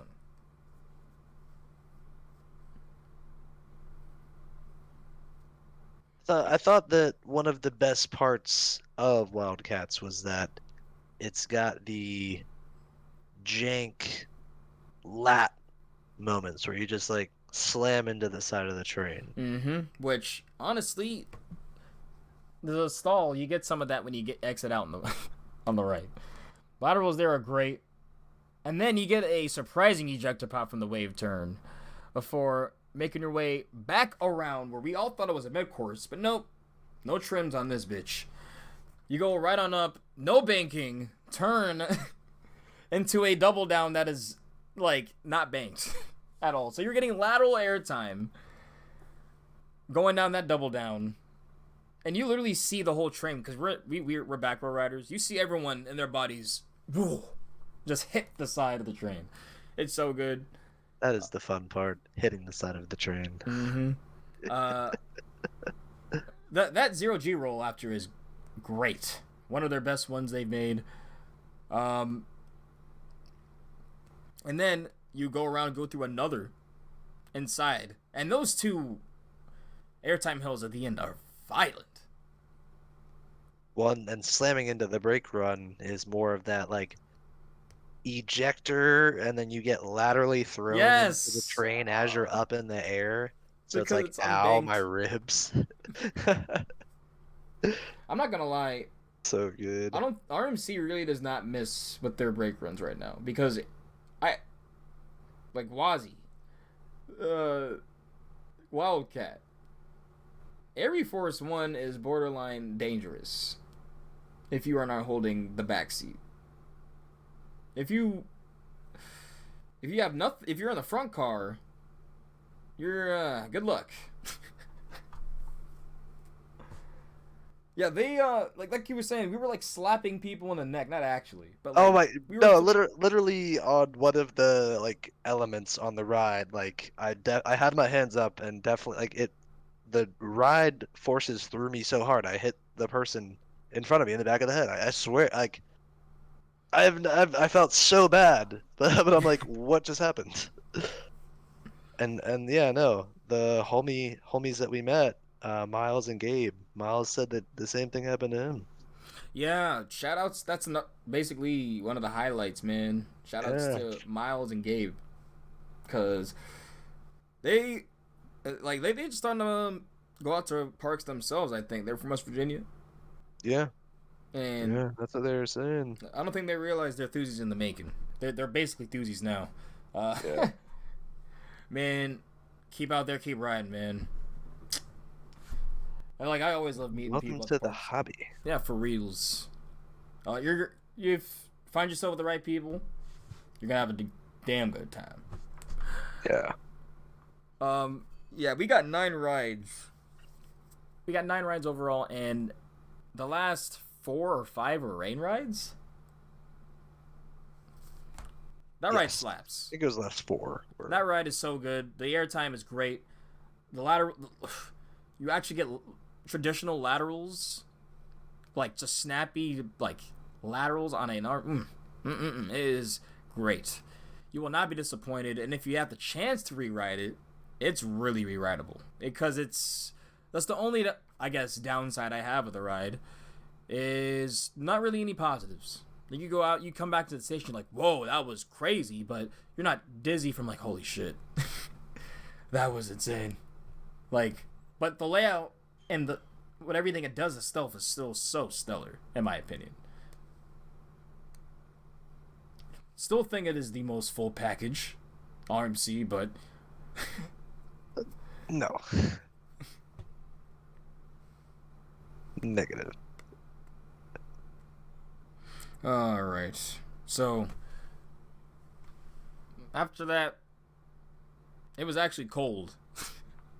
We got home, and 2 days later, I found myself inside of Atlanta for the Juneteenth Black Coaster Society and Blusiasts meetup. I had a great time. Really, really great time. Got credits at Six Flags Over Georgia and got Erie. I did not get any of the credits at Twin Spot. Seriously? I literally just wrote Erie. You're such a non-credit whore. I heard Hurricane is good, but like I missed the groups of people that were going, so I'm just like, I'm staying at Erie because everyone was at Erie anyway. Like, such a non-credit whore. Yeah, and I'm fine with it because I got 12 rides, and I think that is. So, when people say, I'm jumping ahead. I was gonna say this. When people say that Erie is akin to Gwazi intensity, they mean that with its airtime. Because, like, what the hell? Well, let me go in chronological order here. We started off the day, I'm not even sure, remember, where I know we did Twisted Cyclone first, I remember that much. But, yep, we went in here and got Twisted Cyclone. Where does that rank for me? The ride is, I got stabled so hard, and how many rides did you end up getting on Cyclone? End up getting just in total. Ended up getting 1 because the next day. You never. Because the next day, it was a whole basically we got in a little bit late, and then we were trying to do a big meetup over at Goliath, and then Georgia Scorcher took forever because that just closed before we were supposed to get that on Friday, and it ended up closing as we were getting out. So. Yeah. And that just took forever. That was. God, the operation of that's so bad. Ugh. The operation of this park is generally the reason why this park is mid. Well, and you never got evening rides because you went to Erie and stuff. Yeah. Right. Yeah. Because I want to get, and then So by the time, and then literally as we were waiting for Goliath, it broke down. So like by the time I got out Six of Flags Day, huh? Six Flags Day. let me tell you, when I was playing the Six Flags theme, just at some point in the middle of the first day, I'm like, this is just insane. Like, oh my god. But yeah, like, yeah. By the time I got out of Goliath on my second day, it was like 1, and my flight was leaving at 6. So I'm like, okay, I gotta get to Erie now because that's just brutal. Yeah, because I was like, I know overall Erie is a much better ride, so I'm just gonna get rides on that. So what did you think about Cyclone from the one ride then? Let me look at the layout again, because that's how little I rode. It was the first ride of the trip. Yeah, and then you went and got like rides on Erie, so it's like you did get night rides on Erie, right? Oh, 100%. Oh my god. Let me look at this layout. Fuck. I'm not gonna watch the layout just because I'm gonna ride it. But... Sorry for the ears, people. I'm just cutting. I will say I know the drop probably has potential if I was in the back. I was in the front too. Let me tell you, I got a goober at Atlanta. Oh my god! So let me tell you, he goes and he's pushing. He's like, why is this not going down? I'm like, my legs, man. And he says, oh, well, it has to go all the way down. And I'm like, I look at him like, does it really? I'm like, it's snug. It was snug. Like it wasn't at that point. Like I really didn't have room anyway. Well, and if it's snug on you, that means like your shins are destroyed. No, exactly. I'm like, so then he goes and pushes it all the way down, and I'm like, okay, great start to this park. Also, fuck Six Flags for forcing you to get fucking cards still. When every other park, I'm able to get a season pass or whatever pass, and then show them my card, a QR code. Oh, great, I have my pass. I don't have to go to Six Flags America, which that's the reason why I don't have my my Six Flags Plus still, because I had to go to America first and get my card there. I hate that. What? Yes. Oh I was like, oh, sorry, you can't use it. You have to get it over. And then they were not trying to help me there. Honestly, the guest service here made America look like... it made Six Flags America look like Dollywood. That's disappointing to hear. Yeah, no one gives a fuck about you. They just want to get off the clock and smoke some weed. That's literally how it feels. Like, it's tragic, bro. Cause like you come in and honest to God, the entrance kind of looks good. Like you're like, okay, you're kind of like, you have Goliath literally riding right above your car. You could probably, if you really wanted to be a madman, you could probably get in the sunroof, slap the track. And then it's like, Six Flags Day. Yes. Like, so it's like peak Six Flags Day. So let me look at Twisted Cyclone here. So the first drop is good. Honestly, I really did ride it in the worst conditions. Stapled as hell, front row, like first rides of the day. Yeah, and we all know RMCs, like they literally like within 3 hours they were like a different ride. So it felt RMC, but it almost felt like a better lightning run with inversion. Oh, what? Yeah. That's from my one ride, it's staple short, first right? ride. Yeah. Okay. So it's like that. Is that your worst RMC then? Oh yeah. But where do I have it exactly? I have my rankings here. I have it at 41. Yikes. Yeah. Okay. Where the next closest RMC is Storm Chaser. No, it's Lightning Rod at 19. So. Interesting. Okay. Yeah. I need to get rerides on that heavily because I could feel the potential. I just knew that Goober ruined any potential I had by skinning my shins and we also got first rides of the day, so. And I was trying to get more later, but when you're with a big group, sometimes that stuff just can't happen, you know? So, yeah. It is what it is. It is what it is. After that, we skipped George Scorcher, which we should have done when we saw it that day. But we skipped George Scorcher and went to Daredevil Dive, which we should have skipped. Because that line was nothing, and we waited like 45 minutes to an hour because they have 2 trains with 6 people in them. Oh my gosh. At least the ride wasn't bad, but it's nothing to wait an hour for at all. I would wait maybe 10 minutes. Like, when it's walk on, I'll get on, that type of stuff, you know? Yeah. Where do I have that ranked? You know what's bad? You know Park's lineup has mid when you have to, like, scroll a good bit to find these rankings. Ooh, it's an 89. Yeah, it's very ugly, too. It's not rough or anything. In fact, I remember people saying it was rough. I honestly thought it was very, alright. Just the first half is pretty good. They trimmed the drop, so anything you would get out of the drop is ruined. And, the first half after that is decent. And then the second half sucks. And then you get the hang time and the 0G roll at the end, but that's it. Or the bear roll. What did we ride after? Was it Goliath? Yes, it was Goliath. So, Goliath exceeded expectations because, you know me, B&M and Hyper, they don't mix. So, when I was getting on this, I'm like, alright, people say it's the best one, whatever. And looking at it off-ride, you see this all over the park. Like, it literally travels across the entire, like, you see it's in so many places. You can get so many angles of it because of that. It's so sick.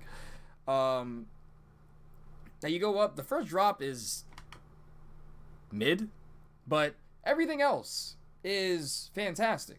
Like, I was surprised they had that sustained float ejector that they have. It's float ejector. I'm gonna have to get some warmed up rides. That's when I rode it. Yeah, rode it full train, warmed up. You know, me and B&M. Yeah, because I was throwing myself, bro. It was good. The helix is great too.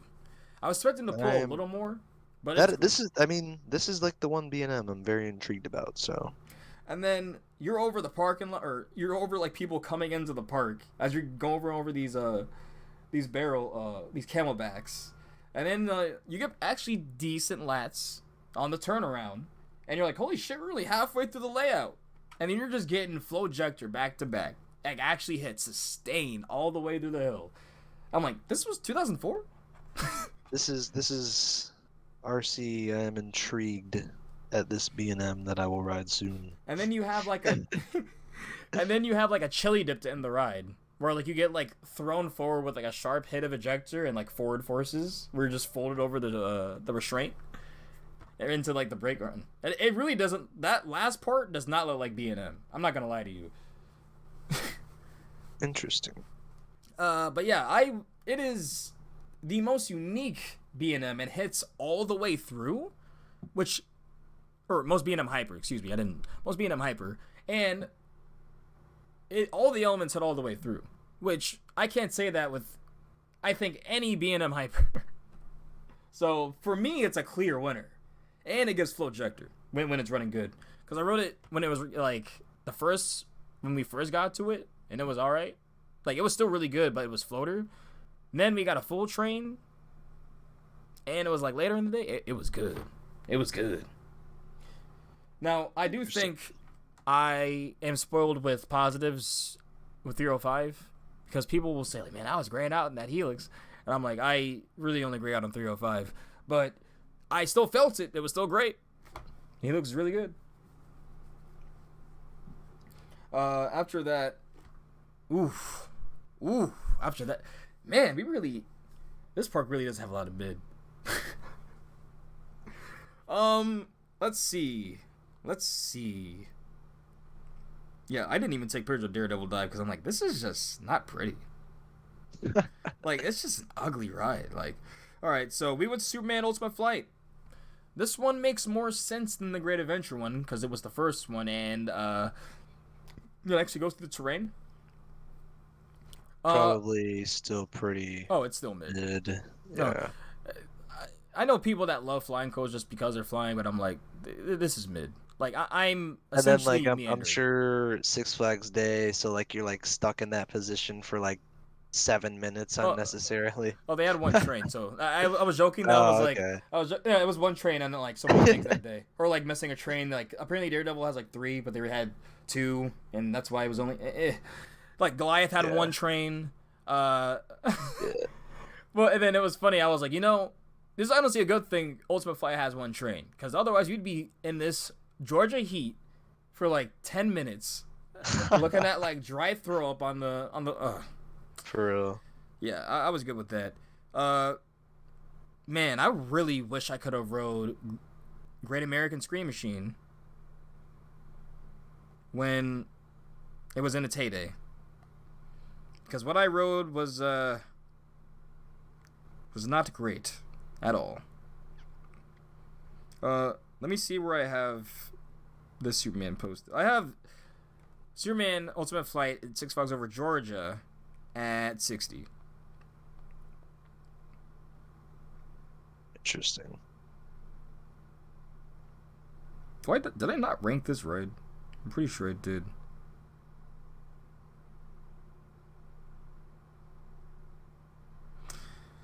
I need to see if I got it right. Six Flags Over Georgia. RCDB. Yeah, Great American Scream Machine. So, I really wish I could have wrote this in its heyday, man. It was who even? It was a PTC. Had buzz bars back in the day, and you walk into the station and you could easily tell they just did. They did the most simple and half-assed retrofit to PTC trains, because as soon as Cyclone closed and became Twisted Cyclone, or Georgia Cyclone became Twisted Cyclone, they said, hey, all right, we'll take those PTCs and move them over here. Thank you, appreciate you. And that beat up the train, or beat up the track to where they had to retrack it a lot. Yeah. And apparently now it is running okay. But for my ride, it wasn't rough. It was just like every hill you got, no airtime, nothing. It felt like a longer Racer 75. That's just no. Yeah, I actually don't have. And so it was actually like beating you up like bad. No, it wasn't beating me up. It's just boring. Boring. Very, very boring. Like. And you don't even get good views. Like it is literally like one of the most photogenic classic rides to look at. Like I took so many pictures of it, but that's it. Like just don't credit and forget it. And it's so sad because I'm pretty sure with buzz bars and those trains, everything. Like I mean, I've heard people said like the airtime is good. So sad. I need to rank that later. If I'm gonna look at rankings of things, it's not high at all. In fact, it's underneath some like mountain coasters, and those are not ranked high. That's disappointing. It might be under Skyrocket too. I'm not gonna lie to you. Skyrocket too.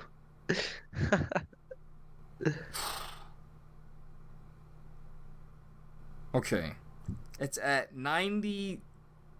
It's at 98. So, yeah. Oh my god. And then after, I got an even worse ride. Got on fucking Blue Hawk. Oh my god. Blue Hawk is in my bottom 5 coasters right now. It's a Vekoma multi-looper. And they got new trains semi-recently. But that didn't fucking matter. Oh my goodness, that was That felt like when you are in those intricate vending machines and you hear the snack or the bottle jumbling all around inside of it until you finally get and pick it up. That's what you felt like on the ride. Ew. There were probably 3 areas that I could have, if I wanted to, if I really was feeling like cynical about myself, or if I really hated myself, excuse me, I could have just taken off my arm. Whether it was the track or the support. Yeah, that is one of the worst coasters standing, in my opinion. And it's funny. It kind of looks good. Over Georgia they have like this thing where the rides look good. Then you get on them and they're like, what the fuck was that? Ugh. Like, they look pretty damn good. Like, they're photogenic rides. They're model ass. You can put those rides on a model. And then you get them in. Nah. Not good. Yeah, Blue Hawk is my bottom 5. It is very bad. Bottom 5 out of 170 coasters. And I'm also pissed because they look like they stole or like used the Airy Force logo, kind of. I'm like, just do not. We went on Mindbender after that. Pretty decent. I've heard it's gone through turmoil recently. They've been over trimming it, and I can definitely tell it was trimmed this time around. But we kind of slid through. It was a small trim. The ride's pretty good though, pretty decent. Where do I have it exactly? I don't rate that either. It's pretty good though. I wouldn't say it's mid at all. And then after that, what did we get on? Oh, we got on the Spin Sandy. This Harley Quinn, like, it's like a classic flat ride. And it was so fun. I love classic flats. In fact, I am pissed now that I wasn't a little bit of a credit whore, because there was apparently a flat ride. You need to try this when you go to Fun Spot Atlanta. It's called the Spider. Noted. Oh my god. Like, I saw it on my second day coming in, and I was like, that looks ridiculous, because you're spinning in the air while you're getting air, like, ejector air time. It's like insane. I'm intrigued. Yeah, that I am so upset I missed that when I heard basically people saying they were just like getting thrown around like rag dolls, and I'm like, that sounds like my type of ride. Ooh, S-Fog has the best clone for Batman. My legs were numbing like the entire time. I don't know why it feels like that one is just paced faster than all the others. Like, it feels like, I don't. St. Louis is the first one, but that one is like, I don't know what they did with the rotation of the wheels or something. That ride cooks, and I have that one ranked. I think. Pretty sure I have that ranked. Yeah, I have Batman at 24. Huh? Yeah, it's fucking good. You wanna know what's under it? Yes. Stormrunner, Pantheon, and Steel Curtain. Does that make you feel better? No, because it's B&M. It's one of their best. I can't admit that it's good. So is that your number 1 invert? No, right after. Literally, it's right underneath Afterburn.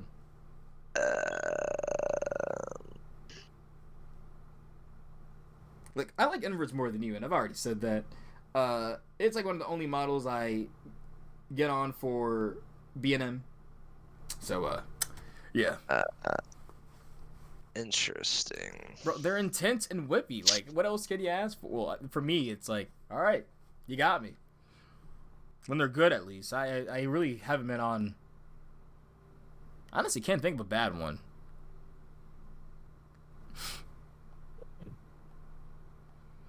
Interesting. So that was the end of the first day because it started to rain, and we were gonna go to Georgia Scorcher, but it closed, and that it wasn't for rain; it just closed. And at this point, it's around 3 or 4, and we knew we had to check into the hotel. People were waiting for us because they had their own car issues the night before, and they were basically traveling all night, and they had to check in with us. So that was the reason why I couldn't get my Twisted Cyclone re-ride that day, and inevitably at all. So we ended up doing all that, checking in, then stopped by with the Blusiasts, which is Airtime Mike's platform, where he's essentially there to shout out, just to be a platform for for any colored person in general. He doesn't want to make a club or anything, but he wants to just have a platform people and then have them come together and then make friends, make connections. I think it's a very cool concept. I got to hang out with him a good bit. I got rides. I got a ride. Airtime Mike is a funny guy. He's a cool guy. But we went to Rodney Scott's Barbecue, family-owned, black-owned barbecue in Atlanta, and it was good, brother. It was good. Definitely worth the price. It wasn't too bad either. I should have took a picture of the menu. I didn't take any picture of the food, but it looks really cool coming on up to it. It looks like an old-school diner-like, but when you go inside, it's nice. You could it smells fantastic in there. I know you're a carnivore, so you're already down with the barbecue. What did you get? Man, I got me a brisket sandwich, greens. Compared to Bucky's brisket sandwich, we thinking. Well, I think a lot of brisket is even in the sense of it's incredible. Because I just love brisket. Yeah. And I think it's up there. Like, especially with the fact that you have all those different sauces to mix and match with. Oh, true. Man, true. That was great. There were so many different stuff there. People got pulled pork, they got ribs, they got so many different barbecue stuff, and the sides. I was a little underwhelmed with mac and cheese. Not gonna lie. Ooh, really? Yeah, I was expecting a little more. It was pretty basic. Like it wasn't. Yeah. It was good.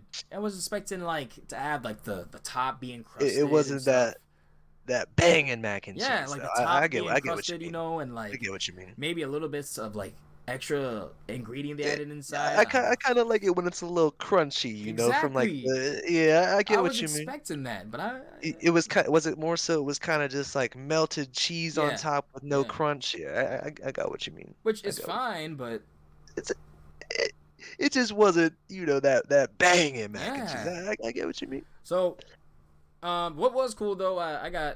They sell, if you go the right time, you can get really cheap drinks there. At least if you're going beer. I don't know about margarita stuff. I'm not gonna lie. We all, at least the people that were drinking, we kind of got a good buzz going into Air Force. Cause what was it, like $4 lagers and then a $6 IPA? I'm like, $10 for 2 drinks. I'm like, that's not even getting me a drink at a park. Sign me up. Yeah. And so I was feeling frosty because obviously I bought dispos literally for the trip, so I was going through them. So you already know. By the time I was at Air Force One, I was lifted. Let's just say that. I was feeling uplifted. I was around the BCS, the Blusiasts. It was a vibe. It was so much love going around. I loved it. But it was crazy to finally be around Air Force and literally see it coming on up. I know you follow the story, and that story was hilarious. That story, you're probably wondering why the hell we were listening to what we were listening to in that car. Anyways, yeah, walking on up and seeing Air Force for the first time it is whoa. Like, it looks bigger than what it is. It looks just as crazy as what it is. Because coasters a lot of time, they're like, oh, isn't it really that crazy? And it really isn't. It looks as crazy as it is. And then, yeah, it looks like you're there for that. Because you just see it everywhere in that park. In fact, you really do see how they kind of just threw it together for Airy, because you walk in and you go towards the quote-unquote, the only food area. And, they have, a arcade area, I guess. But the inside area, and you will see that there is literally just a parking like old parking lot that was like scrubbed on the concrete that was there. Like you're walking over the old because like it was a zoning issue. Like they didn't want, I guess the county didn't want the coaster that close to the parking lot. So interesting. Yeah. So you walked there. We peed first because we drank. That 20 minutes was honestly the hardest for our designated drivers because he had to deal with us, and the fact that our bladders were we did not. Yeah. We just your bladder shrinks. I swear when you drink. Because I swear I didn't even drink. I paced myself throughout the whole thing. Enjoyed it with my meals, but brother, when I tell you we were sprinting in that fun spot. Oh, that's rough. Oh man, and then, but yeah, walking on up to Erie, sitting in for the first time. There were so many people excited to see my reaction, and I tell you, when I feel a coaster, when I get hype, it just comes out. Like there's no like thoughts before, or it just what happens. All right, like so. When I tell you, long story short, I came back from the first ride, and my head was back all the way, just looking on up, just speechless. That's how I felt. Because this felt like the only roller coaster in the world that is made specifically for enthusiasts. Yeah. Like, I got off it, I'm like, this, you even look at it, you're like, this looks like a No Limits creation that an enthusiast made, and they're like, oh, I'm going to make the best RMC in the world. I'm not saying it is, by the way.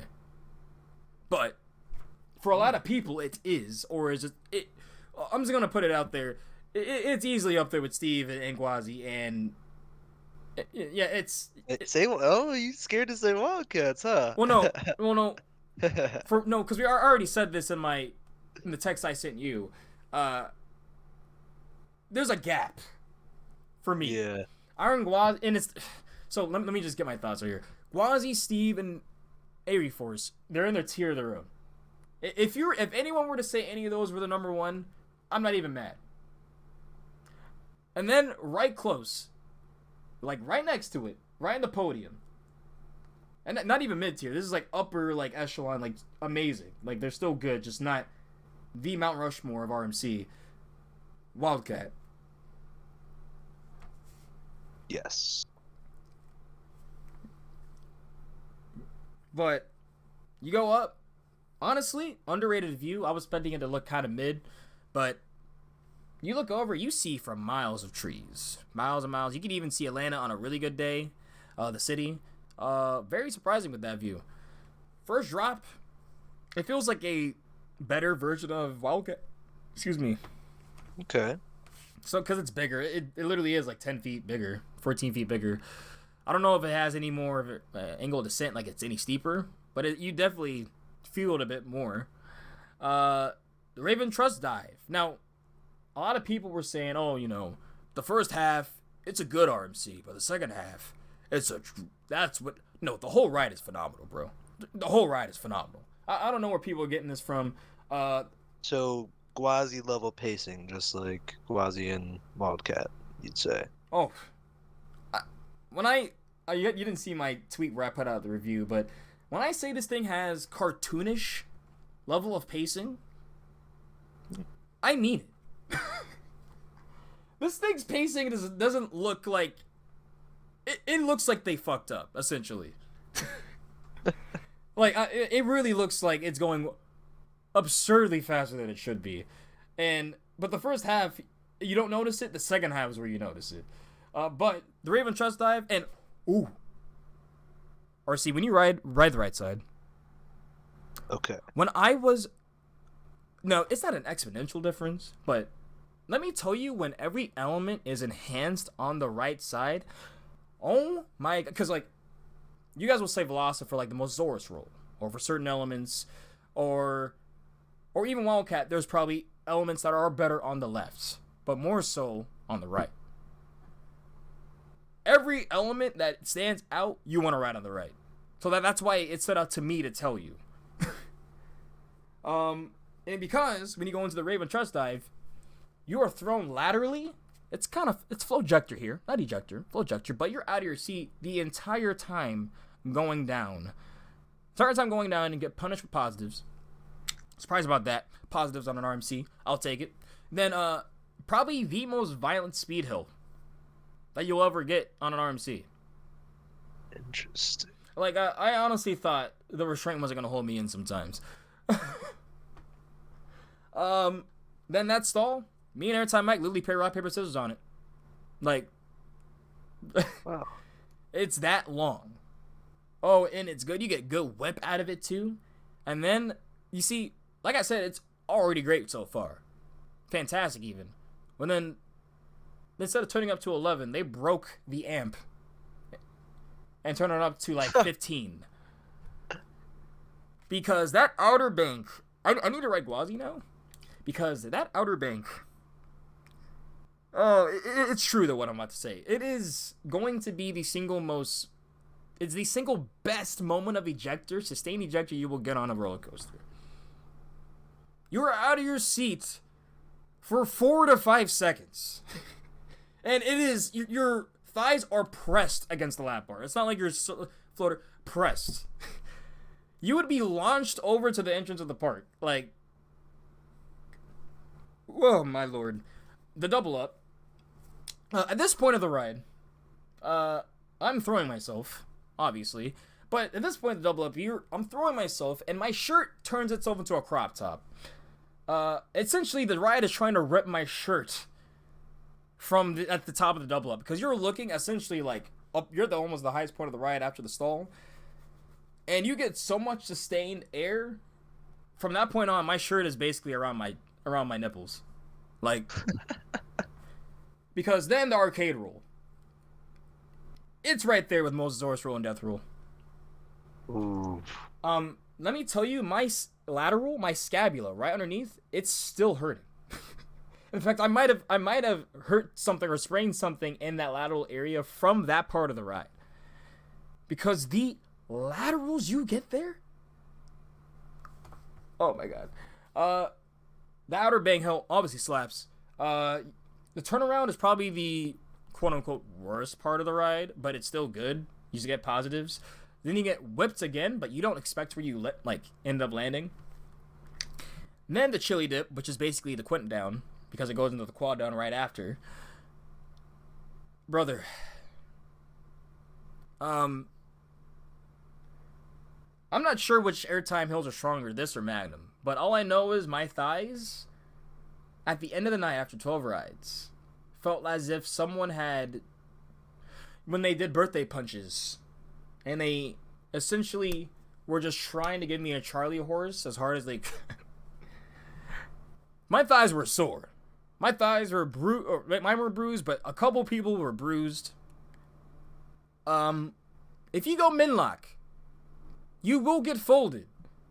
If you go minlock, you will get literally thrown into the seat in front of you.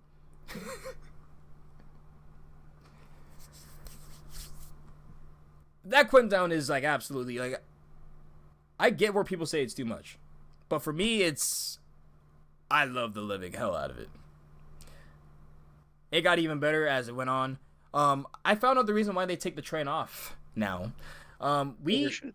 Yep, we came there right when they put on Extraordinary, not I forgot what the other one's called. Extraordinary is the blue one, and red is something else or airy. But yeah, it's because one will get too hot. It'll go too fast. So all right, we need to put the other one on. Interesting. Isn't that insane?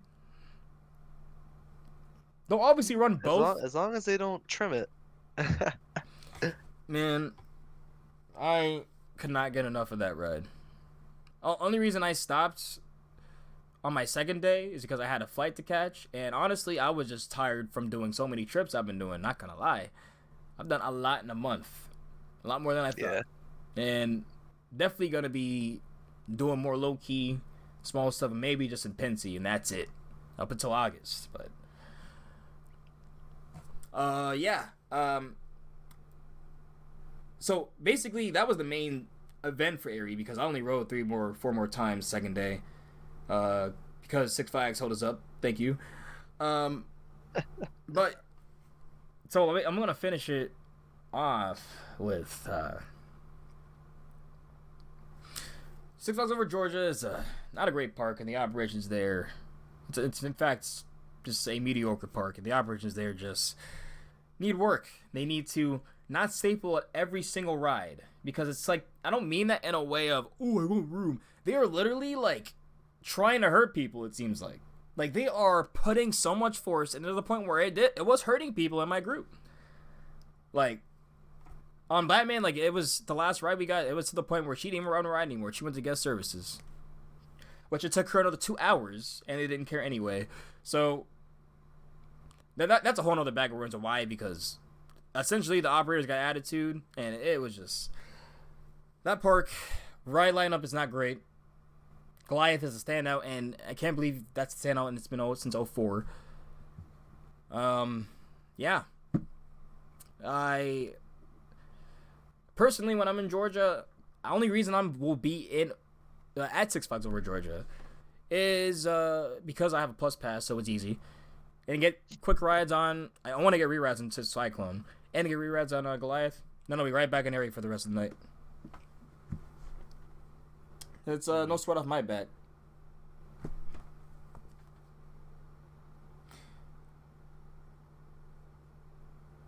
But Air Force One, I think it is literally, it is so good. You're gonna be blown away from it. In my opinion, it's not gonna. What's in your top 8 right now? 8? Okay. Voyage, X2, Steve, Gwazi, Velasa, Toro, Maverick, Wildcat. Or was that 7? I think it's. That's 8. I think it's gonna be in your top 4, bro. Top 4, top 5. We'll see. It could potentially be your top 3 too. We'll see. Because I've heard opinions all over the place, right? I've heard people. Well, like, also, I will get Gwazi night rides summer. Oh, so yes, like 10 p.m. So I'm very excited for that as well, because I know it'll be absolutely cooking. Yeah, I've heard people from all over. Like, there were so many opinions being. There were the Fury Gang that was there in Blusiasts. They're all saying, "Oh, this crap's all over Gwazi." I'm like, for me, there are people in their time. I was like, no, I don't agree at all. I don't agree with that at all. But it is a phenomenal ride, and it's definitely a top 3 RMC. I've got lots of Fridays and Saturdays to get 10 p.m. rides on Gwazi. So, a lot of people were saying it's better than Steve. A lot of people have it as a number 1, and a lot of people have Steve as better.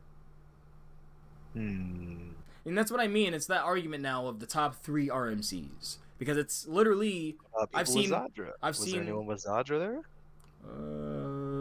No, I don't think so. Yeah, but I've just seen right now in the States people's number 1s being Gwazi, Steve, Air Force One. So. But where I put it, probably wondering, right? After a lot of consideration and thinking about it too much at night in a cold sweat, it has officially placed at my number 3, right behind Iron Gwazi. Interesting. And right in front of Steel Vengeance. Okay. And the reason being, and they're all so close, all so fucking close. The reason being, those forces are absolutely maniacal.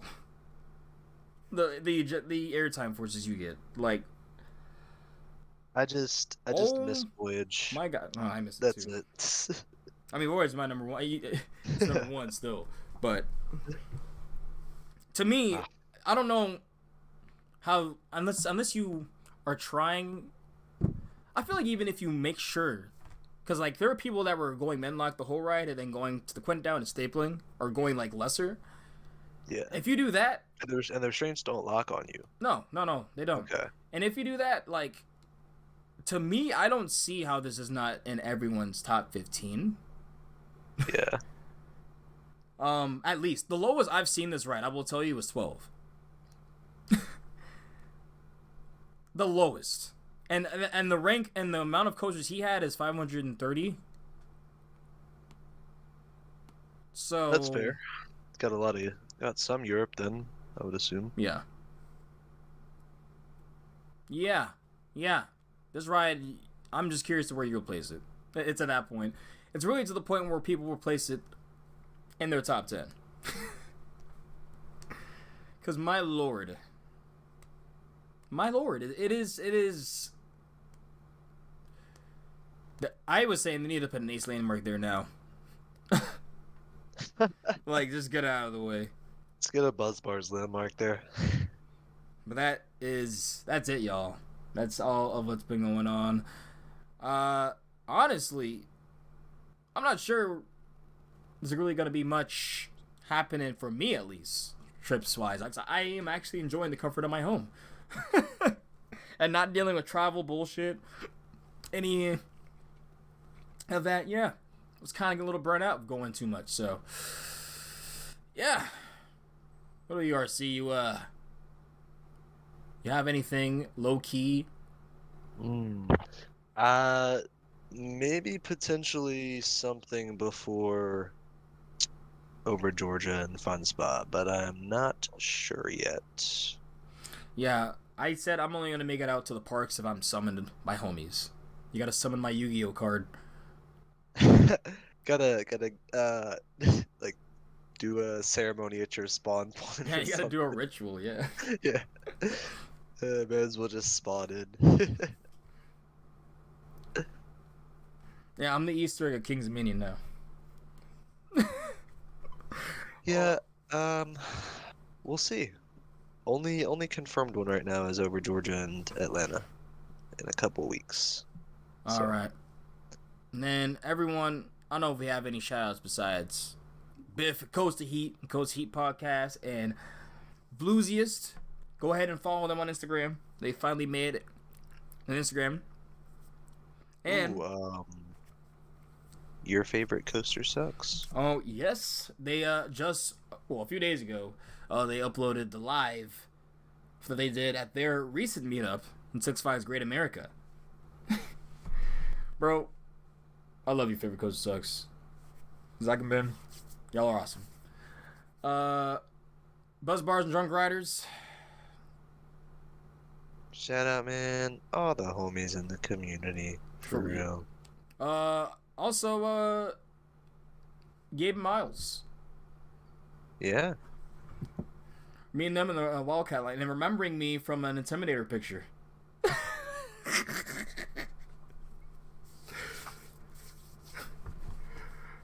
When they put out the picture, though, that honestly was, like, pretty hilarious. I was like, caught me in 4K.